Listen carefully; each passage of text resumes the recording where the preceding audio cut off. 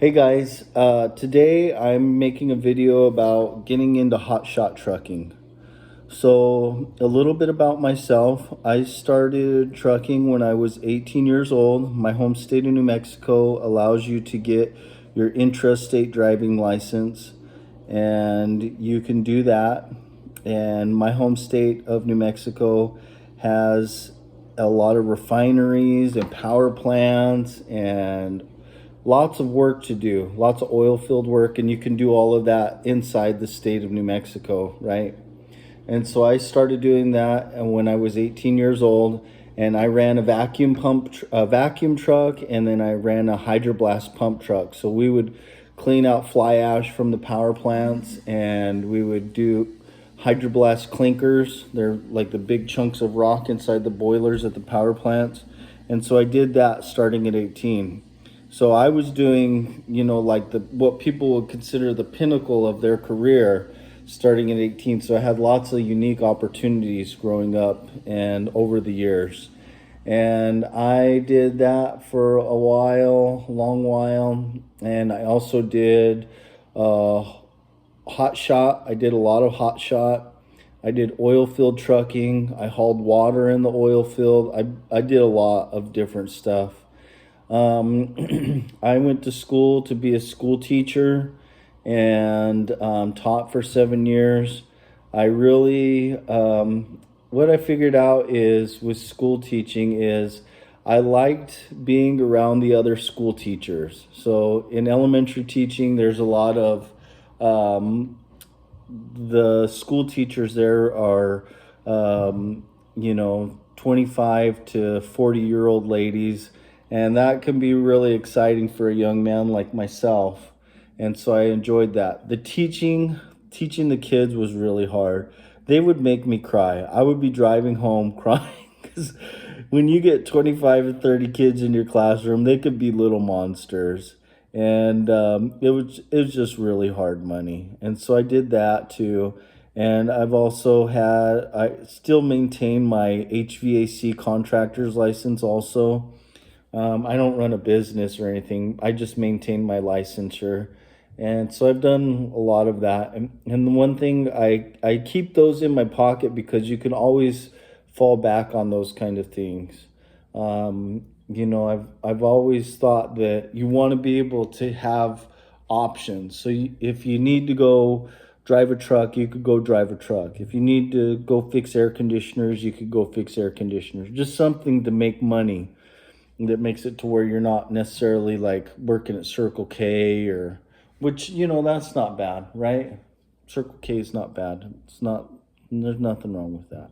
So anyway, getting back to hot shotting. I've done hot shotting. And so when we think of hot shotting, we think of what a lot of people think of is they think of the crew cab dualies with a 40 or 50 foot gooseneck behind them. And so that is hot shotting. What hot shotting really is, it is a company that can take freight anytime, go pick that freight up immediately, and then expedite it to its location. So that's what a hot shot company really is. And the hot shot company I worked for was out of New Mexico, and we had these 5500 Dodge Ram dualies, day cab, just a single cab, and they had a oil field service bed on them with a tail roller and a small winch, PTO driven winch. They were fancy. The guy that owned the company spent years developing those trucks and building the fleet out, and he was awesome.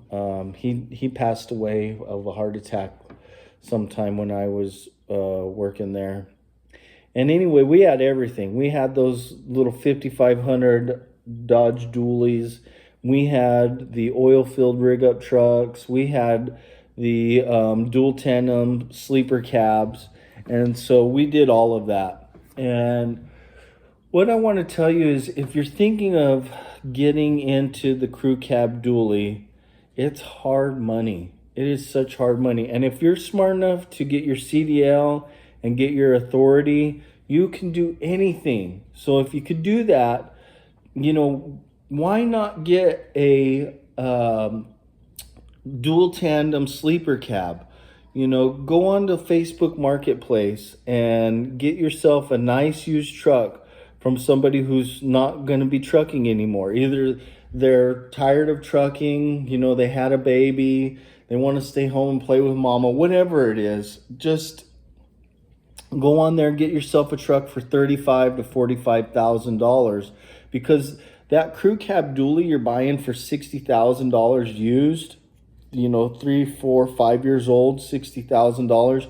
You can buy a really nice sleeper cab with a dual tandem setup with heavy axles, air ride, a good diesel engine, and a good multi-speed transmission like a Spicer or whatever. You can buy that for way less, and you're going to be able to haul those loads that you need to haul. So when we think of those crew cab dualies with the gooseneck, what's going to happen is you're going to get one of those, and you're always going to be about 1,500 to 3,000 pounds short of capacity of what you need to really haul that load. And those brokers and those dispatchers, they don't care. They just want to get that load shipped. And so they'll look on your, they'll look on your authority page and they'll see what your weight rating is. And if it looks like you can haul it, they'll ship it. They don't care. And whatever it takes to get that load hauled, that's all they care about. And I'll tell you what, those crew cab dually trucks, they are not made to go 600 miles a day, every day, all day. It's just not. And those Hotshotters, they'll run them like that. So, you're running that little truck, you'll burn it up. And so that truck's running all the time. It's heat soaked. Those injector pumps are going out. Turbos are going out. Wheel bearings are going out. Tires are going out. I mean, it's all of that. And you're going to face those same things with the big truck. And they're going to cost a little bit more when you have those problems. But the interval, the time between those failures is going to be a lot longer. And you're going to be able to squeeze more miles out of those trucks. And they're made to run 600 miles a day. And if you're smart enough to get on multiple drivers, you could run that truck 24 hours a day. If you could, if you got the brains to do that, you could really do that. Run that truck 24 hours a day, and that would be okay. There's room to sleep people in it. You could do it. The little trucks just aren't made for that. And so we get into that position where these trucks are always short of the great load that's got a good price tag on it. We're always about 1,500 to 3,000 pounds short, and you'll want to haul it anyway. And what happens with these little trucks is, you get into that hotshot mindset and you're blowing ports and you're doing this and that. Well, that DOT officer, whether it be your highway patrol or your state police, depending on what state you live in, that's what they call them. There's different. That DOT officer from there, you will get audited because they are keeping track of you. Even if you're a little hotshot without electronic logs, they're going to keep track of you, and you're going to get audited, and you're going to have to account for all these miles and all of this money. They will figure it out. They're not stupid. They've got the government has huge budgets allocated to catching all of this stuff. And you're going to pay. And if you do that, it's just a matter of time. It's not if, it's when. And so if you're going to get into hotshotting, I'd say don't do the crew cab dually and the small truck. If you're going to get into trucking, get your authority. Build a business. Do it right. Get a sleeper cab with dual tandems, with nice heavy axles, a good diesel engine. Get a 40-foot trailer, a 50-foot trailer, with either a box or a flatbed, whichever one. Don't do a step deck because you're always going to be fighting, trying to get, if you got a load of pipe, you can't do it. The step decks are they're very specialized. And don't do tankers because that's another specialization that getting the insurance and everything on a tanker is even more difficult. So what we want to do is we want to get a sleeper cab with a dual tandem that's got a good engine, good transmission, good rubber on it for $35,000 to $45,000. Somebody will loan you the money for that.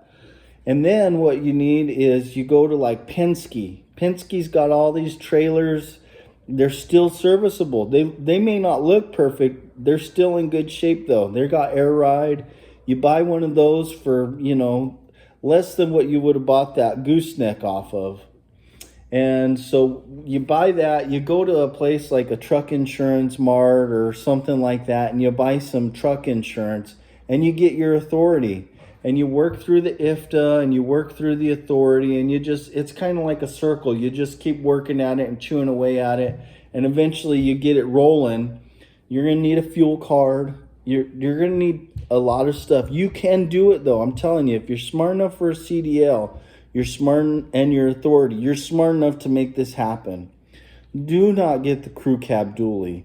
Do not get the gooseneck trailer, because like I said, that truck's just not made for working, 12 hours a day, all the idling, off hour idling, that's not made for that.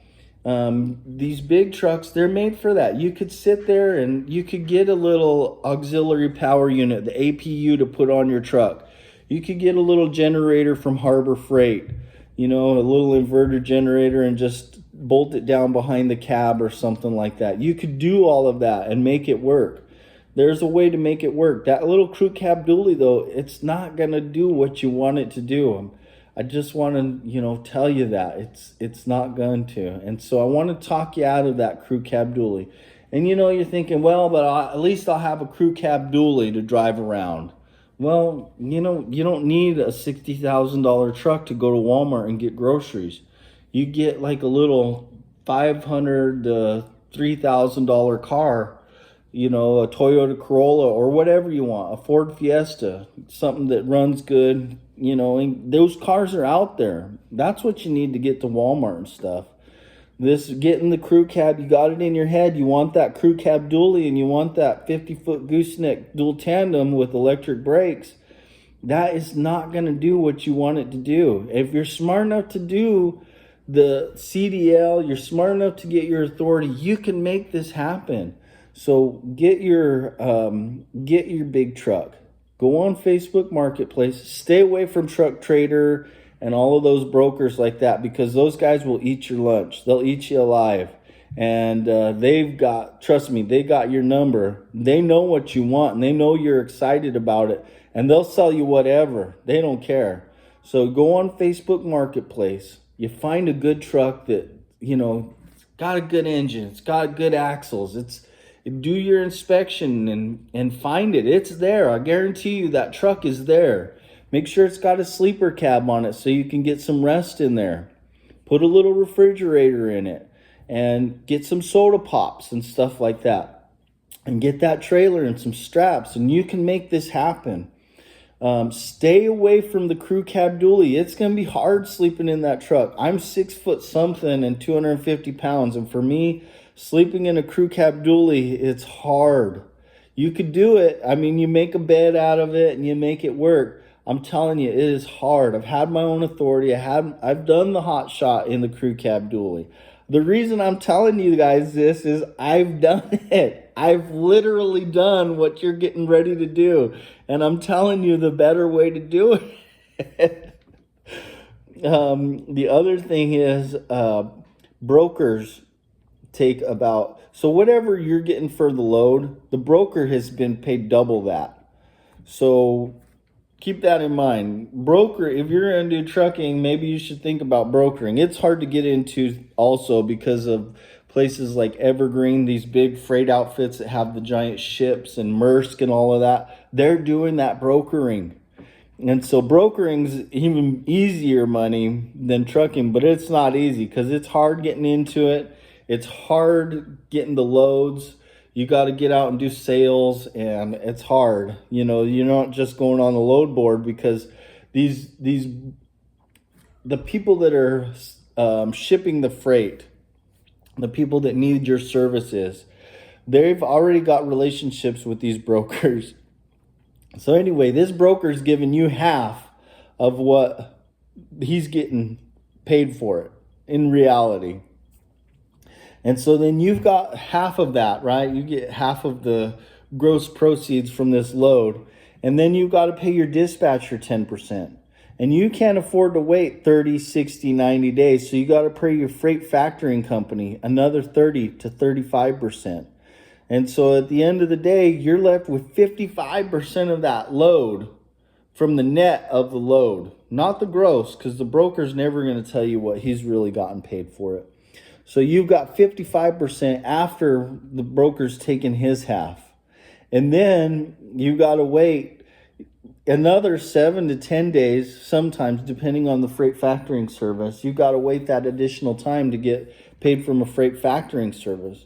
So you really, you got to figure it out and make it work to where you're not paying that freight factoring service 35%, because then what you're doing is you're taking home, it's eating into what you'd normally take home. If you're paying the freight factoring 35, you're paying 10% to the broker or to the dispatcher. That's not the broker. The dispatcher is a person you hired basically to dispatch you. You're paying them 10%. Well, that 55%, by the time you're buying rubber for your tires, fuel, injector pumps, turbos, stay out of the chrome shop. For the love of God, stay out of the chrome shop. You do not need to put chrome or spikes on your wheel bolts or anything. Just keep that truck clean. Stay out of the chrome shop and the CB shop. Get a normal CB, if it doesn't already have one, just a good CB to where you can talk up and down the road to give heads ups and warnings and maybe chit chat a little bit. And then, just run that truck, make some money. You can make this happen. You're going to get about 10% with all of that being said. By the time it's all said and done, you're going to get 10% of each load to put in your pocket. And that's not including paying your income tax and everything for your actual income, because you're going to have to pay Uncle Sam too. All that income tax, all of that stuff is got to be paid. And so if you have a freight factoring service, you're losing that 35% just for that money being exchanged. So that if you could not do freight factoring, what you're going to wind up with is 45% of the total load in your pocket. And that's going to be a heck of a lot better than only 10%, because it adds up over a year. And you need that money. You need a sinking fund, we call it. And you need that money just sitting there for either a tire or say you're off the road, say you're sick for a week and a half because you got the flu. You need that money in your sinking fund. You need it for a turbo. You need it for a wheel bearing. You're going to need that sinking fund money. And so you have sinking fund money of 20%. And so by the time you're done with sinking fund and paying yourself that, if you don't have a freight factoring, you got 25. If you got freight factoring, you're negative. You're not going to have money for a sinking fund. You're not going to have money for an emergency. It just doesn't work like that. And I know, you want to turn this off. You want to hit that button and go, oh, I hate that guy. You know why you hate me? It's because I'm being honest with you. I'm being honest with you. I've done this. I've done exactly what you're getting ready to do. And I'm trying to tell you, you can do it. You can make this happen. Let's do it the right way, though. Let's get a big truck. Let's get a dual tandem sleeper cab with a nice big engine and a nice big transmission and nice big axles with air ride. And put a little refrigerator in there and get yourself some soda pops and make some sandwiches while you're on the road. And you know what? If you want, you could even put a porta-john in there, one of those little porta toilets in case you have an emergency and you just got to pull over. You don't want to go on the side of the road. Yeah, it might be a little funny, but for an emergency, they're $80 for a little porta-john that you could slide under your, you could slide in your closet or under your berth, depending on how your cab's set up. So, do all of that. Get a little fridge, get some soda pops, make it happen. Do not get into a crew cab dually. There's nowhere for your refrigerator. There's nowhere for your, there's nowhere for anything. It just doesn't work like you think it does. So that's what I'm trying to tell you here is there's a way to do it, and you can do it. Stay away from those crew cab dualies and those little gooseneck trailers. They're not made to run 600 miles a day. They're not made to run all day long. They'll get heat soaked and you'll burn them up, and they'll be in the shop all the time. It'll just be a nightmare, and you will wish to God that you'd never even seen a truck, or you never even heard of a CDL or Authority or anything like that, because it'll make your life hard. So get a big truck. Put in the hours to find that big truck. Get the financing for it. You could still find good financing for a big truck like that. Get the trailer. Get one from Penske. Facebook Marketplace for the big truck, Penske for a used trailer. You could do that. Get the financing set up. Somebody will loan you the money for this fiasco. Get yourself some good truck insurance. Do not get insurance from do not try to get insurance for your truck from Progressive, because they'll try to sell you a commercial policy. Do not try to get it from Geico or anything like that. Like I said, Progressive will try to sell you a commercial policy. It will not be good for interstate over the road. It will only be good for intrastate, and you cannot make money just sticking to like Texas or Florida or New Mexico or Colorado. Stay out of the mountains when you get your loads. When you get a load, run the I-10, I-40 corridor. There's still some hills, but they're not the mountains. Stay out of the mountains. Stay out of the Poconos up in the East Coast. Stay out of the Adirondacks. Stay out of the Rocky Mountains. You're going to burn your truck up running those mountains like that. It'll just eat those trucks up. It'll eat up the transmissions. It'll eat up the engine, because then they get heat saturated, even the big ones, when you're running them in the mountains. So if you don't want to put the wear and tear on your truck, stay out of the mountains. Run that I-10, I-40 corridor, I-30, and you can make money running that. Just be patient. And, stick with it. You can make this happen. I know you can. So that's what I'm telling you here today. Stay away from the little hotshot rigs. If you're smart enough to do hotshot rig, you're smart enough to do big rig. You can do it. If you're smart enough to get your CDL and your Authority, which you are, you can make this big rig happen. You can do it. So go do that now. Start working on that now. Get your Authority. Get your truck insurance. Get your truck lined up. Get your trailer lined up. Don't lease on with somebody else, because then they're just taking your money too. Listen to me. Listen to me. I'm trying to tell you how to do this. Anyway, you can make this happen. I know you can. I'm trying to encourage you and trying to teach you, because like I said, I've done all of this stuff. I've already done it. And I'm telling you, because I know. I'm not just some guy that's like sitting here in his kitchen, trying to think of things to do on YouTube. I've done this stuff, and it's just like I'm telling you. Watch this video a few times. Leave your questions and comments down below. My phone number is also on my channel if you want to call me and ask me questions about this. People call me about my stuff on my channels. On my channel, they'll call me about like the Ford Focus battery, or they'll call me about I literally talk to them on the phone. I'll talk to you on the phone and help you figure out what you're doing, and I'll tell you the right thing to do. And you know what? People love it. They're like, I can't believe you do this. I like it. So, and I can do it for now. So I'm going to do it. Anyway, leave your questions and comments down below.